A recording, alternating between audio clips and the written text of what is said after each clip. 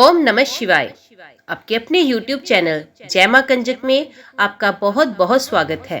भगवान भोलेनाथ व माता पार्वती की कृपा आप और आपके परिवार पर सदा सर्वदा बनी रहे। आज की वीडियो में हम श्रावण मास की दोनों पक्षों की एकादशियों के व्रतों का वर्णन तथा विष्णु पवित्रारोपण विधि को आपके सामने प्रस्तुत करने जा रहे हैं और इसके साथ ही भगवान भोलेनाथ के एक ज्योतिर्लिंग की कथा भी आपके सामने प्रस्तुत की जाएगी। उम्मीद करती हूँ वीडियो आपको पसंद आएगी। कथा का पूरा फल प्राप्त करने के लिए कथा को शुरू से लेकर अंत तक आप जरूर सुनिएगा। ओम नमः शिवाय।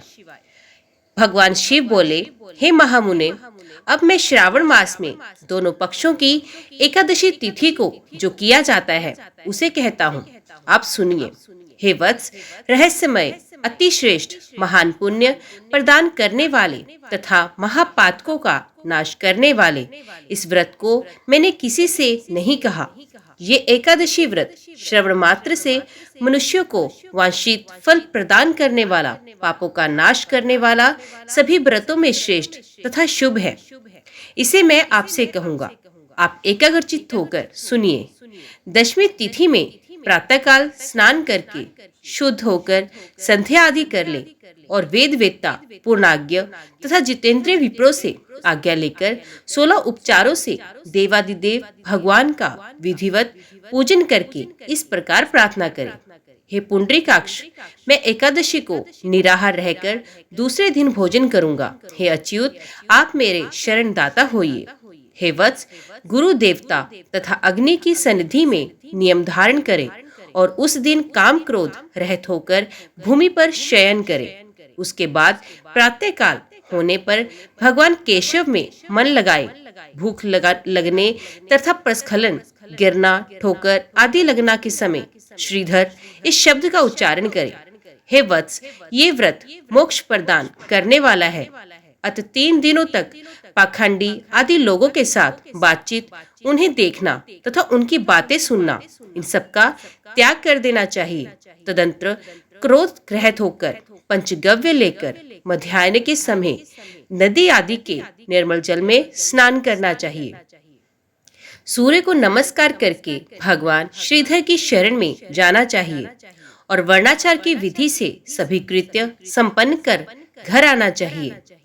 वहां पुष्प, धूप तथा अनेक प्रकार के नैवेद्यों से श्रद्धा पूर्वक श्रीधर की पूजा करनी चाहिए। उसके बाद स्वर्णमय पंचरत्न युक्त श्वेत चंदन से लिप्त तथा 2 वस्त्रों से आच्छादित कलश को स्थापित करके और शंख चक्र गदा युक्त देवादिदेव श्रीधर की प्रतिमा स्थापित करके उनकी पूजा करके गीत वाद्य तथा कथा श्रवण के साथ रात्रि में जागरण करना चाहिए। इसके बाद विमल प्रभात होने पर द्वादशी के दिन विधिवत पूजन करके कृत्य होकर बुद्धिमान को चाहिए कि श्रीधर नाम का जप करे। इसके बाद उन शंख चक्र तथा गदा धारण करने वाले देव देवेश श्रीधर की पुण्य पूजा करें और स्वर्ण दक्षिणा सहित कलश ब्राह्मण को प्रदान करें। उस समय ब्राह्मण को विशेष करके नवनीत अवश्य प्रदान करें। इस प्रकार प्रार्थना करें, भगवान श्रीधर, आज आप मुझ पर प्रसन्न हो और मुझे अति उत्तम लक्ष्मी प्रदान करें। हे मुनि श्रेष्ठ, इस प्रकार उच्चारण करके जगत गुरु श्रीधर से प्रार्थना करके श्रेष्ठ ब्राह्मणों को भोजन कराकर अपने सामर्थ्य अनुसार दक्षिणा देनी चाहिए। उसके बाद सेवकों आदि को भोजन कराकर गायों को घास खिलानी चाहिए। इसके बाद मित्रों तथा बंधु बांधवों समेत स्वयं भोजन करना चाहिए। हे सनंत कुमार, मैंने आपको ये श्रावण मास की शुक्ल पक्ष की एकादशी व्रत विधि बतला दी। इसी प्रकार कृष्ण पक्ष की एकादशी में भी करना चाहिए। दोनों व्रत में अनुष्ठान समान है, केवल देवताओं के नाम में भेद है। जनार्दन, मुझ पर प्रसन्न हो, ये वाक्य बोलना चाहिए। शुक्ल एकादशी के देवता श्रीधर हैं और कृष्ण एकादशी के देवता जनार्दन हैं। हे सनत कुमार, ये मैंने आपसे दोनों एकादशियों के व्रत का वर्णन किया। इस एकादशी व्रत के समान पुण्य व्रत ना तो कभी हुआ है और ना कभी होगा। आपको ये व्रत गुप्त रखना चाहिए और दुष्ट हृदय वालों को नहीं प्रदान करना चाहिए। भगवान शिव बोले, हे सनंत कुमार, अब मैं द्वादशी तिथि में होने वाले श्री हरि के पवित्रारोपण व्रत का वर्णन करूंगा। पिछले अध्याय में देवी की कही हुई पवित्रारोपण विधि के समान ही इसका भी पवित्रारोपण है। इसमें जो विशेष बात है उसे मैं बताता हूँ। सावधान चित्त होकर श्रवण करें। हे महामुने, इस व्रत के लिए जो अधिकारी बताया गया है उसे आप सुने। ब्राह्मण, क्षत्रिय, वैश्य, शूद्र तथा स्त्री, इन सभी को अपने धर्म में स्थित होकर भक्ति पूर्वक पवित्रारोपण करना चाहिए। द्विज को चाहिए कि अतो देवा अवंतु नो यतो विष्णु विचक्रमे पृथ्विया सपत धाम भी, इस मंत्र से विष्णु की पूजा करें। स्त्रियों तथा शूद्रों के लिए नाम मंत्र है जिसके द्वारा वे विष्णु की पूजा करें। इस प्रकार द्विज कद्दुद्राय इस मंत्र से शिव जी की पूजा करें। स्त्रियों तथा शूद्रों के लिए नाम मंत्र है जिसके द्वारा वे शिव जी की पूजा करें। सतयुग में मणि में, त्रेता में स्वर्ण में, द्वापर में रेशम का और कलयुग में कपास का सूत्र पवित्र के लिए बताया गया है। सन्यासियों का शुभ मानस पवित्रारोपण करना चाहिए। बनाए गए पवित्र को सर्वप्रथम बांस की सुंदर टोकरी में रखकर शुद्ध वस्त्र से ढककर भगवान के सम्मुख रखें और इस प्रकार कहें, हे प्रभु, क्रियालोक के विधान के लिए जो आपने आशादन किया है, हे देव, आपकी प्रसन्नता के लिए मैं इसे करता हूँ। हे देव, मेरे इस कार्य में विघ्न ना उत्पन्न हो। हे नाथ, मुझ पर दया कीजिए। हे देव, सब प्रकार से सर्वदा आप ही मेरी परम गति हैं। हे जगत पते, मैं इस पवित्र से आपको प्रसन्न करता हूँ। ये काम क्रोध आदि मेरे व्रत का नाश करने वाले ना हो। हे देवेश, आप आज से लेकर वर्ष पर्यंत अपने भक्त की रक्षा करें। आपको नमस्कार है। इस प्रकार कलश में देवता की प्रार्थना करके बांस के शुभ पात्र में स्थित पवित्र की आदर पूर्वक प्रार्थना करनी चाहिए। हे पवित्र, वर्ष भर की गई पूजा की पवित्रता के लिए विष्णु लोक से आप इस समय यहाँ पधारें। आपको नमस्कार है। हे देव, मैं विष्णु के तेज से उत्पन्न मनोहर सभी पापों का नाश करने वाले तथा सभी कामनाओं को पूर्ण करने वाले इस पवित्र को आपके अंग में धारण कराता हूँ। हे देवेश, हे पुराण पुरुषोत्तम, आप मेरे द्वारा आमंत्रित हैं, अतः आप मेरे समीप पधारे, मैं आपका पूजन करूंगा। आपको नमस्कार है। मैं प्रातः काल आपको ये पवित्र निवेदन करूंगा। उसके बाद पुष्पांजलि देकर रात्रि में जागरण करना चाहिए। एकादशी के दिन अधिवासन करें और द्वादशी के दिन प्रातः काल पूजन करें। पुण्य हाथ में गंध, दुर्वा तथा अक्षत के साथ पवित्र लेकर ऐसा कहें, हे देव देव, आपको नमस्कार है। वर्ष पर्यंत की गई पूजा का फल देने वाले इस पवित्र को पवित्रीकरण हेतु आप ग्रहण कीजिए। मैंने जो भी दुष्कृत किया है उसके लिए आप मुझे आज पवित्र कीजिए। हे देव, हे सुरेश्वर, आपके अनुग्रह से मैं शुद्ध हो जाऊं। इस प्रकार मूल मंत्रों से संपुटित इन मंत्रों के द्वारा पवित्र अर्पण करें। उसके बाद महानैवेद्य अर्पित करके निराजन कर प्रार्थना करें और मूल मंत्र से घृत सहित खीर का अग्नि में हवन करें। इसके बाद इस प्रकार बोले, हे पवित्र, वर्ष भर की गई मेरी शुभ पूजा को पूर्ण करके अब आप विसर्जित होकर विष्णु लोक को प्रस्थान करें। इसके बाद पवित्र को उतारकर ब्राह्मण को प्रदान कर दें अथवा जल में विसर्जित कर दें। हे वत्स, मैंने आपसे श्री हरि के इस पवित्रारोपण का वर्णन कर दिया। इसे करने वाला इस लोक में सुख भोग कर अंत में वैकुंठ प्राप्त करता है। ओम नमः शिवाय। ओंकारेश्वर ज्योतिर्लिंग की कथा। ओंकारेश्वर ज्योतिर्लिंग भगवान शिव के 12 ज्योतिर्लिंगों में से चौथा ज्योतिर्लिंग माना गया है। ये मंदिर मध्य प्रदेश के खंडवा में नर्मदा नदी के बीच मंधाता पर्वत व शिवपुरी नामक द्वीप पर स्थित है। यहाँ पर मंधाता नामक राजा ने शिव की घोर तपस्या करके प्रसन्न किया था और जन कल्याण हेतु यहाँ पर ज्योतिर्लिंग के रूप में विराजित होने का आग्रह किया था। इन्हीं के नाम पर इनका नाम मंधाता पर्वत रखा गया।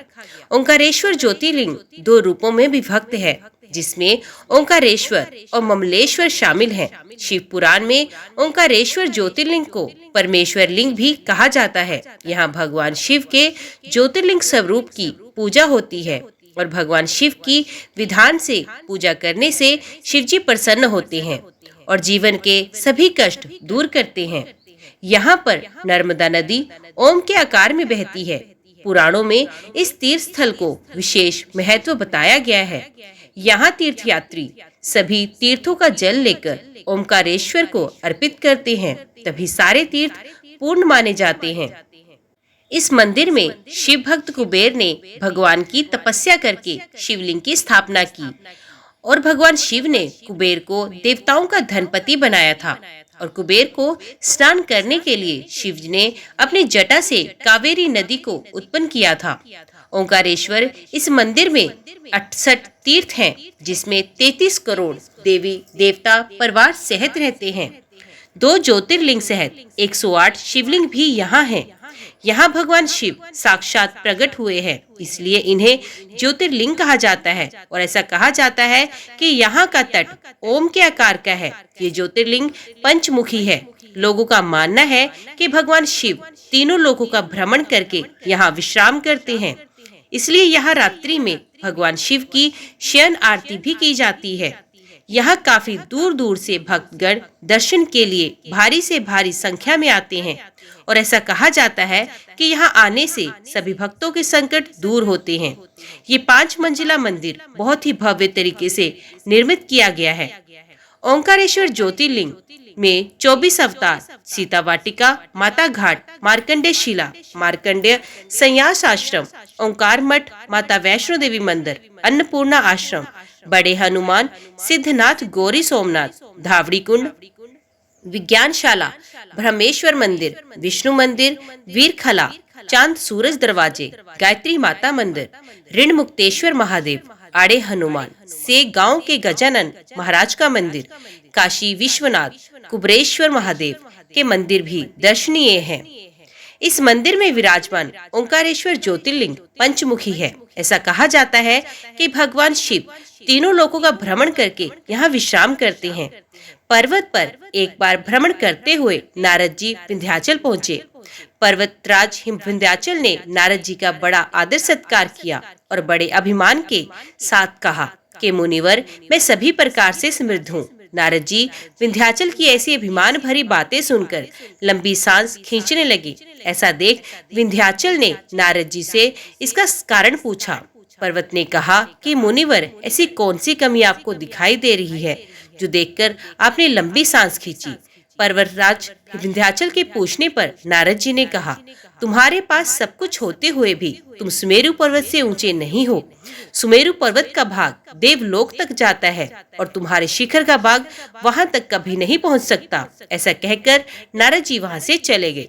नारद जी द्वारा ऐसी बातें सुनकर विंध्याचल को बहुत दुख हुआ और वे मन ही मन शोक करने लगा। इसके पश्चात जहाँ भगवान शिव साक्षात शिवलिंग के रूप में विराजमान है, वहाँ पर विंध्याचल शिवलिंग स्थापित कर भगवान शिव की आराधना करने लगा और लगातार भगवान शिव के 6 महीने तक पूजा अर्चना की। विंध्याचल की सच्ची श्रद्धा से प्रभावित होकर भगवान शिव साक्षात प्रकट हो गए और विंध्याचल को दर्शन दिए और उनसे वर मांगने को कहा। विंध्याचल ने कहा, हे देवेश्वर महेश, यदि आप मुझ पर प्रसन्न हैं तो मुझे कार्य सिद्धि करने वाली अभीष्ट बुद्धि प्रदान करें। भगवान शिव ने विंध्य को उत्तम वर दिया।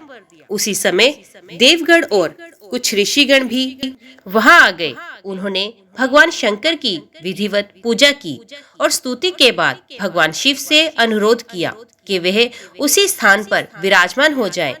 भगवान शिव ने उन सबकी बातों को स्वीकार कर लिया और वहां पर स्थित एक ही ओंकार लिंग 2 स्वरूपों में विभक्त हो गया।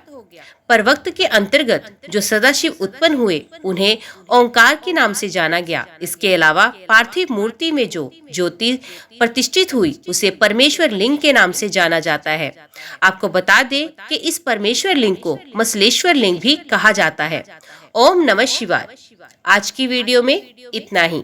उम्मीद करती हूँ वीडियो आपको पसंद आई होगी। वीडियो पसंद आई हो तो वीडियो को लाइक और चैनल को सब्सक्राइब जरूर कीजिएगा। कमेंट बॉक्स में ओम नमः शिवाय लिखना ना भूलिएगा। तो मिलते हैं अगले अध्याय के साथ। तब तक के लिए देखते व सुनते रहिए। जय मां कंजक, जय माता दी।